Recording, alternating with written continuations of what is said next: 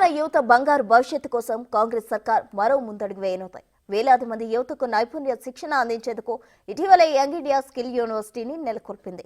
ఇప్పుడు రాష్ట్రంలో engineering degree కోర్సులు చదువుతున్న విద్యార్థులకు బ్యాంకింగ్, ఫైనాన్షియల్ సర్వీసెస్, ఇన్సూరెన్స్ రంగంలో ఉద్యోగాలు కల్పించడమే లక్ష్యంగా మరో వినూత్న కార్యక్రమానికి శ్రీకారం చుట్టింది. ఈ కార్యక్రమంలోనే యువత కోసం సీఎం రేవంత్ చేపడుతున్న కార్యక్రమాల పట్ల సర్వత్రా ప్రశంసలు వెల్లువెత్తుతున్నాయి.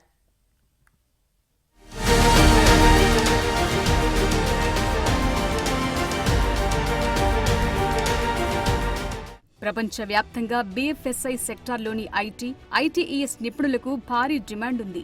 గత కొన్నేళ్లుగా HSBC, JP Morgan, state street, mass mutual, London stock exchange వంటి బీఎఫ్ఎస్ఐ గ్లోబల్ కెపాసిటీ సెంటర్లు దేశంలో దాదాపు 5 లక్షల ఉద్యోగాలు సృష్టించాయి. బీఎఫ్ఎస్ఐ రంగంలో పేరొందిన కంపెనీలన్నీ ఇప్పటికే హైదరాబాద్ను కీలకమైన వ్యాపార కేంద్రంగా గుర్తించాయి. కొత్తగా ఏర్పడే గ్లోబల్ క్యాపబిలిటీ సెంటర్లతో రాష్ట్రంలో ఉపాధి అవకాశాలు భారీగా ఉంటాయని ప్రభుత్వం అంచనా వేసింది. అందుకే ఇప్పటికే తెలంగాణలోని యువత కోసం నైపుణ్య శిక్షణను అందించేందుకు యంగ్ ఇండియా స్కిల్ యూనివర్సిటీని నెలకొల్పింది కాంగ్రెస్ ప్రభుత్వం.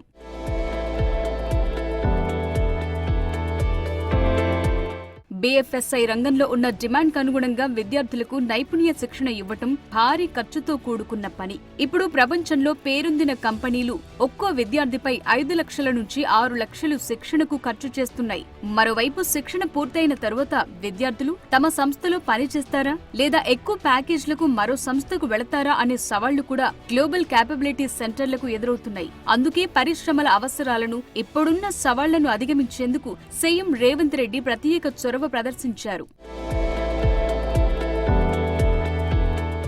జనవరిలోనే బీఎఫ్ఎస్ఐ ప్రతినిధులతో సమావేశమయ్యారు. ఈ డిమాండ్ కు అవసరమైన ఉద్యోగాలు కల్పించే దిశగా యువతకు రెగ్యులర్ డిగ్రీతో పాటుగాని నైపుణ్య డిగ్రీ కోర్సును అందించాలని ప్రభుత్వం నిర్ణయించింది. ఇప్పుడు మరో అడుగు ముందుకేసి యువత బంగారు భవిష్యత్కు తోడ్పడేలా మరింత సహకారం అందించేందుకు సిద్ధమవుతోంది. అందులో భాగంగానే తెలంగాణ ఉన్నత విద్యా మండలి banking, financial services and insurance కన్సార్టియంతో ఒప్పందం కుదుర్చుకుంది. పరిశ్రమల అవసరాలకు అనుగుణంగా డిగ్రీ, ఇంజనీరింగ్ విద్యార్థులకు అత్యంత ఖరీదైన మినీ డిగ్రీ ప్రోగ్రామ్ ను డిజైన్ చేసింది. రెగ్యులర్ డిగ్రీతో పాటుగానే ఈ కోర్సును విద్యార్థులకు నేర్పించనున్నారు.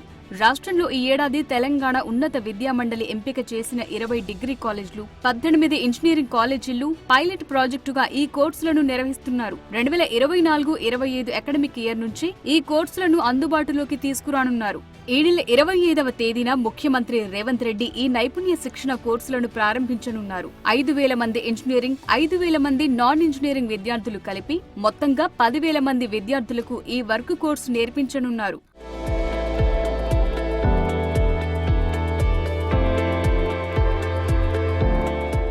అత్యంత ఖరీదైన కోర్సు కావటంతో రివాల్వింగ్ ఫండ్ తో పాటు కార్పొరేట్ సోషల్ రెస్పాన్సిబిలిటీ నిధులతో ఈ ప్రోగ్రాం చేపట్టాలని ప్రభుత్వం నిర్ణయించింది. దీంతో ప్రభుత్వానికి ఆర్థిక భారం లేకపోవడంతో పాటు విద్యార్థులకు ఖరీదైన ఫీజుల భారం ఉండదని అభిప్రాయపడుతున్నారు. అందుకుగాను ఇప్పటికే పలు సంస్థలతో ఐటీ శాఖ మంత్రి శ్రీధర్ బాబు సంప్రదింపులు జరిపినట్టు సమాచారం అందుతోంది. ఈక్విప్ అనే సంస్థను ఈ ప్రోగ్రాం నిర్వహణకు ఎంపిక చేసినట్టు తెలుస్తోంది. అటు బీఎఫ్ఎస్ఐ సంస్థలతో అనుసంధానానికి, మరోవైపు ప్రభుత్వంతో భాగస్వామ్యం పంచుకునేందుకు ఈ సంస్థ ముందుకొచ్చినట్టు చెప్తున్నారు. ప్రతి ఏడాది 10,000 మంది విద్యార్థులకు 3 ఏళ్ల పాటు అవసరమయ్యే రివాల్వింగ్ ఫండ్ ను ఈ సంస్థ సమీకరించనుంది.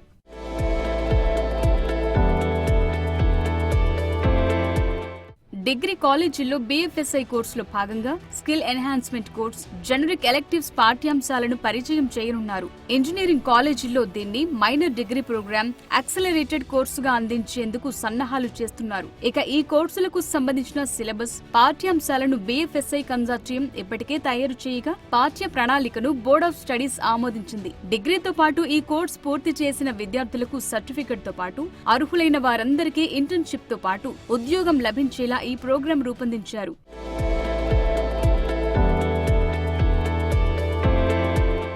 తెలంగాణను అభివృద్ధి పదంలో నడిపించటమే టార్గెట్ గా దూసుకుపోతున్న కాంగ్రెస్ సర్కార్ యువత కోసం ప్రత్యేక ప్రణాళికలు రూపొందిస్తూ వారి బంగారు భవిష్యత్ కోసం నైపుణ్య శిక్షణ కోసం యూనివర్సిటీని నెలకొల్పటమే కాకుండా ఇప్పుడు ఉద్యోగాల కోసం కూడా స్పెషల్ ప్రోగ్రాం రూపొందించడం పట్ల సర్వత్రా హర్షం వ్యక్తం చేస్తున్నారు.